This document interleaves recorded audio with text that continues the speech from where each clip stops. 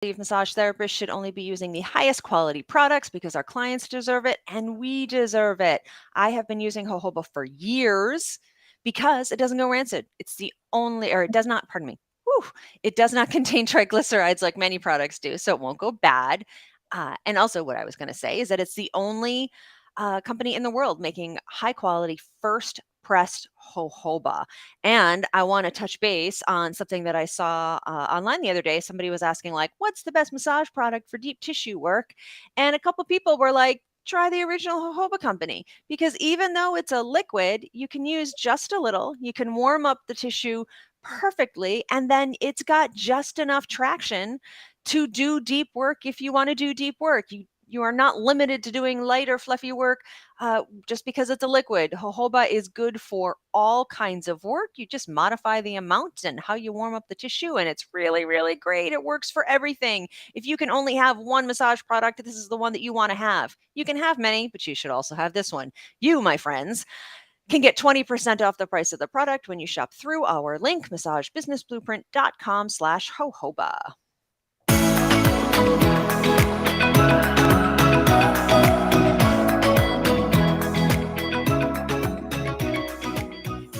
Hey everyone, welcome to the Massage Business Blueprint podcast, where we help you attract more clients, make more money, and improve your quality of life. I'm Michael Reynolds. I'm Melissa Haynes. And we are your hosts. Welcome. We're glad you're with us today. And Andrew, right off the bat, is saying good morning on Facebook. Just a reminder for those who may be newer, we do broadcast this live on Facebook, YouTube, and Twitter at 9 a.m. Eastern on Wednesday. So you're welcome to join us there. But we realize that as most of you definitely join us via the podcast on Friday. So welcome. A lot of words, sorry. No, it's good. What have you been reading, Michael? I'm reading an article from, the article's from Time, but it was linked from the Anti-Racism Daily newsletter, which I recommend everyone subscribe to. Just Google Anti-Racism Daily, and it's free. They produce a daily article or a daily newsletter with various information, insights, practical advice on being anti-racist and making a difference in the world in a positive way for marginalized voices. So this particular article is called, is it meaningful action or is it virtue signaling? And this is from Time magazine, time.com. And this kind of hit home to me because I've been making more of an effort lately to make my actions meaningful and not performative. And I think a lot of us are, sometimes prone to this. And by the way, I don't like the word virtue signaling because I find that often extreme conservatives like to weaponize it and use it against people that are genuinely trying to do good. So I'm a little torn on the term virtue signaling, but this is kind of the term used in the discussion here. And some of the takeaways were, take a look and evaluate your actions was the advice kind of discussed here. And, decide if it's, in their words, virtue signaling, or if it's truly making substantial difference, or if it's really substantive action. So, examples like, hey, posting a Black Lives Matter image on Instagram is one thing, but actually making a monthly recurring donation to organizations that make real change or support marginalized communities, that's something else. Not that either is bad, not that posting on social media is bad, because it can have a good effect. I think a lot of people will watch and observe and potentially be thoughtful because they see someone they respect posting something. But I'm personally making more of an effort to be less performative and more substantial in my support and in the change I'm looking to make in the world. So it kind of hit home to me. It was a useful read, and that's what I've been reading this week. Rock on, Michael. I have been listening to a podcast, 𝗏𝗏𝗀𝗏𝗏, Everything Happens. And she's just really, really neat. I think she's a divinity professor at Duke. She's a minister, and she is someone who was diagnosed years back with just a lifelong type of cancer. And she had a very small son at the time she was diagnosed, and they didn't think she was going to live very long at all, but she has, and she has written prolifically. I think her book is called Everything Happens and Other Lies I've Been Told. She's got a really great podcast, and she had a guest in October. I'm kind of going through some back episodes. That was Melissa Urban. Now, I need to caveat this. Melissa Urban is a creator of Whole30, which is like a theory of cutting a lot of things out of your diet for a month and then slowly adding back things back in. And I'm not a huge fan of that kind of stuff. It veers into dangerous diet culture and disordered eating. But nonetheless, I listened to this episode because Melissa Urban has a new book out on boundaries, and so the whole episode was about boundaries in your work, in your personal life, and also specifically around when you have chronic illness and you are limited by your chronic illness for what you can do for work in your personal life and such, and how to create, how to navigate issues of boundaries surrounding that. So it was a really neat episode. I really liked it. I'll link to it in the show notes. It's 𝗏𝗏𝗀𝗏, Everything Happens. It's an episode called Worthy of Boundaries with Melissa Urban. Check it out. I think you'll get something from it. I think everyone can get something from it. And that's what I have. Well, one of my 3 words for 2023 happens to be boundaries, so I'm intrigued. It sure is. You'll like it. I think it's pretty cool. All right. So I am still excited for our new sponsor that we're going to talk about here in just a second. Jane, a new practice management tool that we're going to talk about. Indeed, Jane is an all-in-one practice management software with helpful features like online booking, admin scheduling, integrated payment processing, and charting. But there's more to Jane than just that. The team at Jane cares a lot about the problems you face as a practitioner. One of those problems is a prevalence of no-shows and late cancellations. So they've made it easy with a few simple tools built right into Jane to fix that. That includes the ability to implement an online booking payment policy, send out unlimited text and email reminders, and this is golden, enabling waitlist management features to fill those last minute gaps that were not preventable. Because, that's happening. People getting sick, they cancel. We want them to cancel when they get sick. It's cool. You can see Jane in action at jane.app, jane.app. And when you're ready to give it a shot, you can enter code MBB1MO, letter O is an octopus, at sign up for a 1-month grace period on your new Jane account. That is what I have to say about Jane. Awesome. Glad to have Jane on board. All right. I am particularly interested in our topic because I'll just be honest, I suggested, I thought it was a great idea for Alyssa to share her knowledge about bookkeeping, because I think a lot of times massage therapists, especially running a solo practice, feel like bookkeeping is mysterious, feel like it's kind of a black box, not sure what to do. And Alyssa does our bookkeeping and is pretty darn good at it. And I think it's great to be able to kind of demystify what bookkeeping is. So Alyssa, bookkeeping 101 for massage therapists. Yeah. And Michael specifically said, you know what? I think people need to hear like the step by step, like what physically do you actually do as part of the bookkeeping tasks? And I think that's a good idea because I don't know that I've ever like fully expressed that, and not in one place at least. A few caveats. I have a professional tax preparer. I have always had a professional tax preparer. I do not do my own taxes. In the way back times, I would hand my professional tax preparer like a literally written on a piece of paper kind of synopsis, like here's how much I took in doing massage, here's much I paid for rent and utilities and new massage linens and laundry and education and insurance and all that stuff.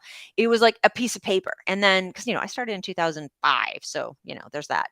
And then it progressed into using a program on my computer, Quicken, which is like kind of like QuickBooks, only less complicated and for personal use versus business use, but it's just an electronic check register. So it was essentially just like a spreadsheet or my written list of stuff, expenditures and income. And it would organize it into reports for me. So I wouldn't have to, go through all of my written reports and total up all of the laundry fees and total up all of the whatevers. It would do that for me. Like, yay, programs that do math for me. Love it. I then eased into using QuickBooks for a couple of years when my business got more complicated. When I was essentially running 2 businesses, my own massage practice, and then like the whole wellness center that accepted rent from all of my renters and stuff. I had a bookkeeper who set up the QuickBooks and ran it for a year. And then the second year, I managed it myself, made very few mistakes. So that was good.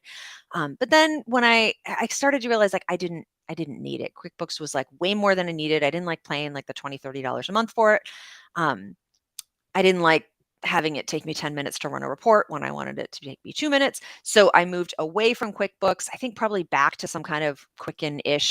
It was for Mac. It was called iBank at the time, which was essentially, again, electronic check register. And now I use and I have for several years, I use a program called 𝗪𝗧𝗪𝗡, and it's 𝗪𝗧𝗪𝗡.com. It is free. There are certainly paid features you can use. I don't use any of the paid features. I've never needed them. I use it for bookkeeping in Massage Business Blueprint, which is our partnership. I used it when I had a sole proprietorship and I filed as a Schedule C. And I used it for the last year, 2022, which was my first year as an S Corp.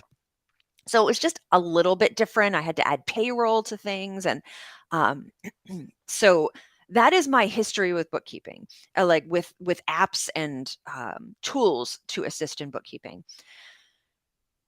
I like 𝗪𝗧𝗪𝗡. I tell everybody about it. Most people who've tried it like it. There's a little bit of a learning curve, but just like with anything. But if you use something else and you like it and it works for you, but you just need a little bit more of a routine, or you struggle with some consistency or whatever, use the system that you know and works for you. Maybe upgrade if you feel like you need to, or if your tax preparer is bugging you too. The thing that I really like about using an actual software, and specifically one that connects to your bank, is that you're not going to miss anything. You're never going to miss a deposit. You're never going to not claim income that was deposited into your account, because the software is connected and it's going to catch every transaction. So, and every expenditure as well. So as long as you're making those transactions from your business account, and you're not going to forget anything.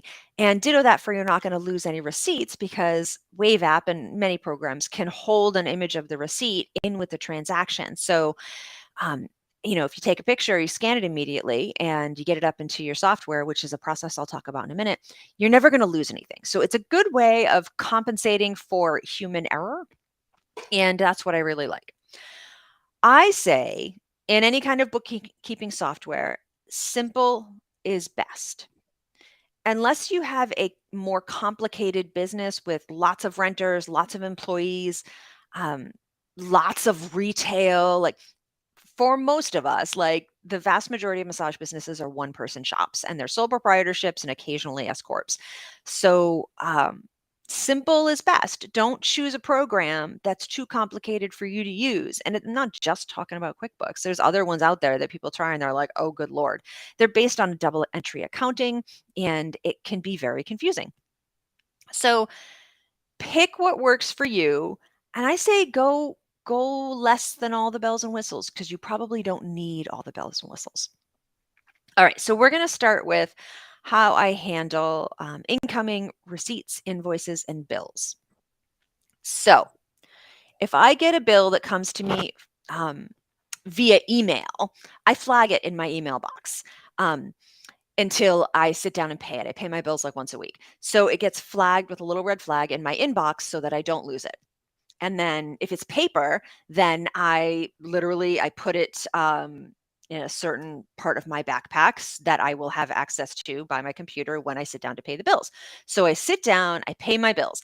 For invoices and bills and stuff that came, or receipts that came via email, and same thing like when receipts come in, if I'm not at the computer, I don't have the minute to save it onto my desktop, I'll flag it red. But any bill, receipt, invoice that comes in into my email box, when I pay the bills, when I'm doing my bookkeeping, I save it as a PDF to a desktop, to a folder on my computer desktop. That just, that's what I do. It's just what I do. And if I've got a paper bill, I scan, or a receipt from a transaction, I immediately scan it and I email it to myself. So then the next time I sit down at my computer, I can move that image into the folder on my desktop that says 2023 Haynes Massage Receipts, or 2023 Massage Business Blueprint Receipts. So it's a process that's really smooth. It's all based out of my email box, which works really well for me because I'm a computer-based person. Like, I don't do the bulk of my stuff on mobile. If you are mobile, then What you would want to probably do is scan and upload immediately to a Google Drive file. I also use a Google Drive file. I'll get there in a second. So if you're mobile, you want to find an option that works better for you mobile. That's up to you to figure out because that's how you do things. All right, so daily or weekly, you want to have a set time or at least a set day to catch up on all these things, to make sure everything gets moved out of your email box, gets paid, moved out of your email box, moved out of your wallet, whatever, and stored on your desktop or wherever you're going to store that receipt initially. I do this mostly 2 days a week now because I tend to do it first thing when I walk into my massage office. I do all my massage office stuff 2 days a week. And then with the blueprint stuff, I actually do it all over coffee on Sunday mornings. But sometimes it's Monday mornings, and that's fine because I know it's going to happen weekly or twice a week. As I'm sitting there and paying all my bills, and I see all of these receipts either in my mail or already moved to the folder on the desktop, I pay my bills and then I open Wave apps and it uploads all my transactions. So if you're using a program where you like manually are adding all of your transactions, this is when you would do that. You can add your transactions into the software or your spreadsheet or a piece of paper, whatever. And you want to add your deposits and your withdrawals. You want to make sure everything is in there. And then you categorize them. So you literally select what category this gets applied to. So if I accept money for massage, it goes into my massage income category. If I have accepted money for consulting that week, it goes into consulting income. If I have paid the electric bill, it goes into utilities. If I have bought jojoba, it says massage product or massage supplies, pardon me. And when I bought my massage table, it went into massage equipment. If I buy paper clips, it is general office supplies. That is it. I make sure that every transaction that has happened since the last time I sat down and did bookkeeping is correctly categorized. It only takes a minute. And if you're using software, it will begin to automatically categorize things. So you just have to scan it and make sure it's correct, which is really nice. As I categorize each one, I upload the receipt into Wave app. So I pull it out of the email or the folder on the desktop, and I upload it into Wave app, which is great. It sticks right to that transaction. It's easy. In the check register, essentially in the transaction register, it even gives me a little icon after I upload the receipt so that I know that it's been uploaded, so I can really quickly scan through my transactions and see that what's missing a receipt and what's not. So it's really sweet. I put it into Wave apps. And then because I'm super anal retentive, I also put all of my receipts into a Google file. So I have that open and on another screen. I switch screens, I slide it into Google, and I do that for everything in my folders and every transaction that's happened. And then I clean out my desktop. I just trash everything in the desktop because now it's stored in Wave, and now it's stored in Google Docs. So I have 2 copies of that receipt, which is overzealous, but that's how I am. And it's all right there. It's great. And then my desktop is clean, which is something I really like. All right, so I've paid my bills. I've uploaded all of the receipts. I've categorized them. I've uploaded all the receipts, cleared those receipts off my phone or my computer, whatever I'm using. I will then, depending on the time, the date, I know that my bank statements come out the first week for the first week of the month for the previous month. So in that first or second week, I'm going to just check for a new bank statement. I'm going to download that and put it into my Google file so I have a record of the bank statement. If I wrote any checks, I'm going to download the images of the checks. And I forgot where I was going next. Let me just check my notes here. Yeah. And I reconcile that statement. I just make sure that my Wave matches up with the amount that my bank statement says I should have had at that last day of the last month. A thing I didn't mention is that when I sit down to pay bills, like most of my bills are on auto pay. So there's very little physical bill payment going on. Even my rent check cuts right from my bank and goes to my landlord's mailbox. So that's really easy. I like auto pay. I know that's a luxury not everybody can have. Not everybody is confident they are always going to have enough money in their checking account to pay the bill when withdraws. It is something I took a long time to work towards, but having everything on auto pay is pretty sweet. So every week-ish, sometimes twice a week for my massage practice, I do all of these things. And because I'm doing it, I'm only handling a couple transactions at a time. So it's super quick. We're talking 10 minutes. Like I walk into my office, I turn all the heating elements on in my massage room, I sit down at my desk, usually have my coffee, and the first 5 to 10 minutes of being at work is handling this, and it doesn't take very long. I have some other tasks that happen. They used to happen monthly. Now I'm doing it every other week. Because I have an S Corp, I have to run payroll. So that's just logging into Gusto, my payroll system, and doing that. And I make deposits to my retirement account. That only happens monthly. And I do deposits to my savings account, which I haven't decided if I'm going to do every other week or weekly, because, we're only, or every other week or monthly. We're only January 11th here. But those don't happen like every single time I sit down to pay bills, but they do happen on a regular basis. I love paying myself. So it's really motivating for me to get all my bookkeeping in order so that I can pay myself, because I can't pay myself until I'm confident I have all the money where it needs to be. So that's a good motivator for me. I don't even need to like reward myself with a cookie anymore because I pay myself. So it's great. That's my every 2 weeks monthly stuff. And that's really it. Like you're going to create the routine that works best for you. It doesn't need to exactly match mine. I drop an email to my tax preparer, usually a couple of weeks before any particular quarterly tax is due.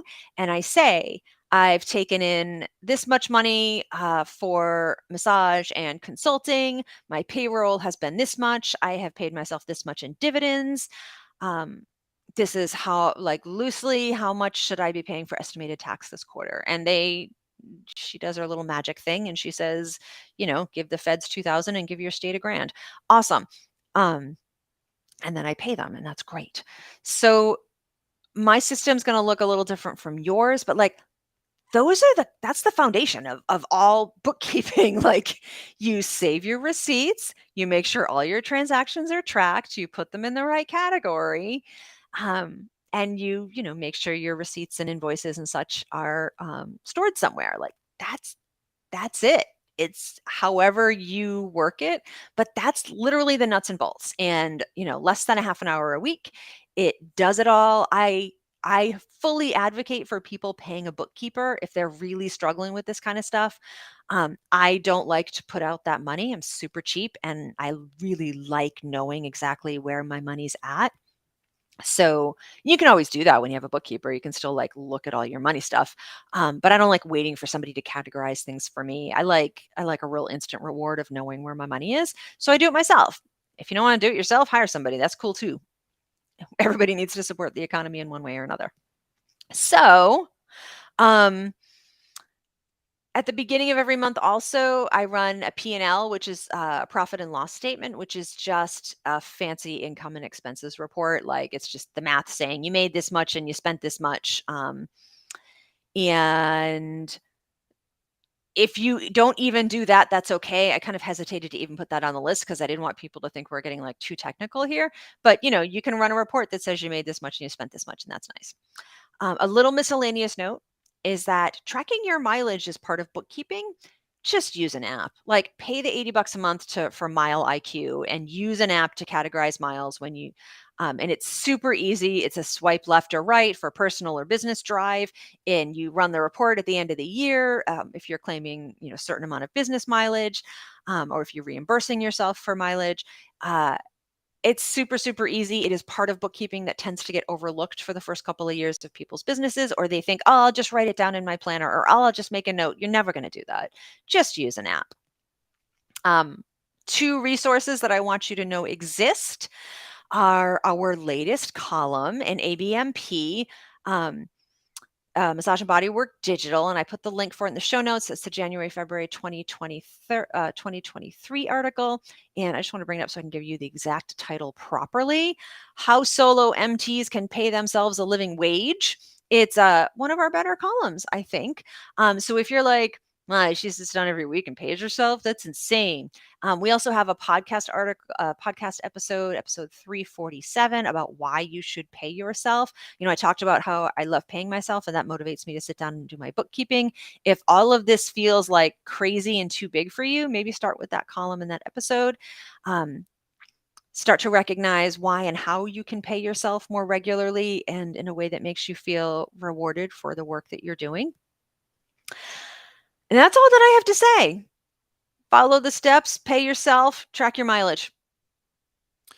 Question. You said 𝗪𝗪𝗀𝗀𝗪 was $80 a month. Do you mean per year? No. Yeah, $80. It's between $80 and $90 per year. I'm sorry. I apologize. Just making sure that didn't freak anybody out by the cost. Oh my God, I would never pay $80 a month for a mileage tracker. Exactly. All right. Thank you. This is awesome. This is exactly what I was hoping for. I'm glad you're able to kind of step through all of the details and the steps of bookkeeping and hopefully make it less intimidating for those who maybe want to tackle it themselves. So thank you. Good stuff. Yeah, and I really nerd out on this. So this is something that our community members and I talk about a lot during office hours. I have demonstrated how I do stuff in Wave, like with a screen share. There's another facet we're not going to get into, but I also use a budgeting software that's actually separate. And I nerd out on that every day. I make sure my money is going where it should and is being saved for what it should be saved for. So I'm never short on, for office expenses.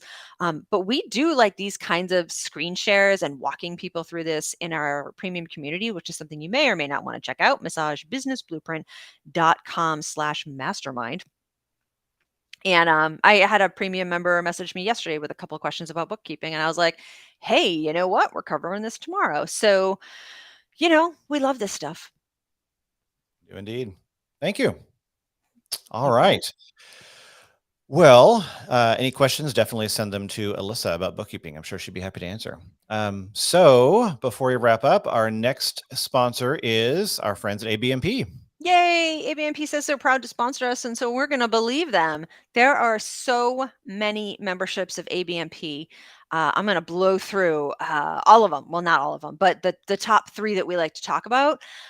ABMP's 5-Minute Muscle and ABMP's Pocket Pathology apps. They are quick reference apps that are going to get you the information you need for quick session planning or even a little bit of knowledge outside of, that nervous 5 minutes pre-session when someone has shown up with a health issue that you don't know about. You can spend a little more time on the apps when you've got the time and watch palpation videos.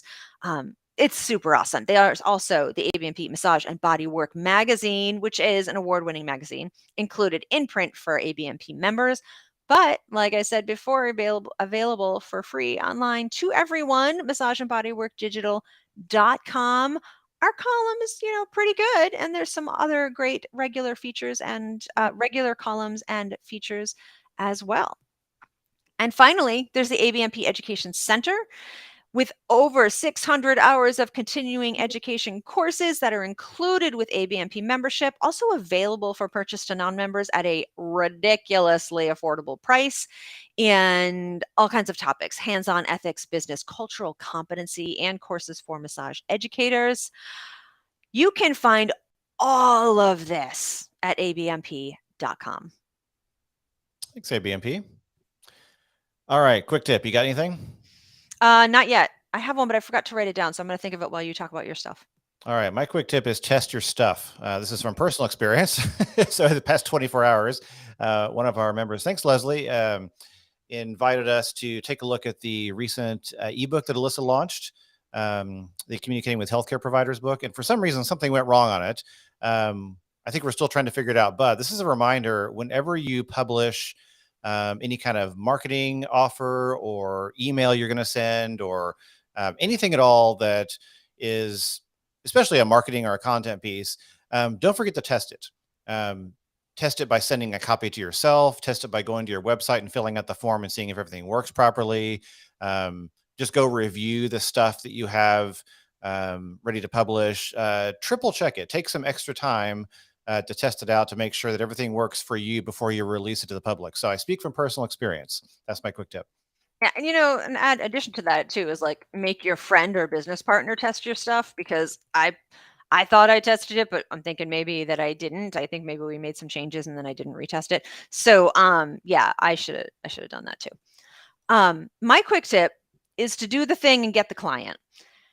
And what I mean by that is I had not sent an email to I have like a master email list of massage clients, and then I have like some little sub groups of like infrequent clients or people who never came back after pandemic stuff.